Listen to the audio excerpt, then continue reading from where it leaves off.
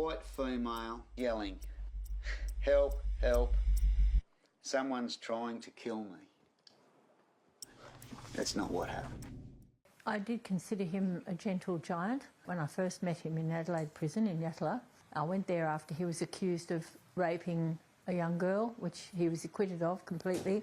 Judge said he'd never seen a more uncooperative witness than the mother, but always insisted that he'd never been involved in the death of Peter Falconio. I've interviewed most of the protagonists in prison, and mostly they are guilty, but I felt very strongly that Murdoch was telling me the truth. And he told me a lot of other things which I checked out, and they all checked out. They all were true. So why would he lie about one thing?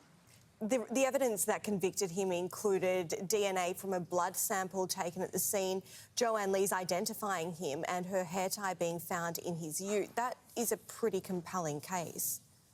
The blood found at scene was Peter's, not on the back of her shirt, and sorry, the DNA on the tie, back of Joanne's shirt?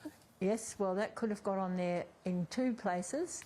The caravan park where they both stayed on the way north, which nobody investigated, but the police took all the registration details and didn't give them back to the manager of the caravan park. But the manager told me that Murdoch and Joanne were there at the same time, and that Peter had asked him to help with his van backfiring.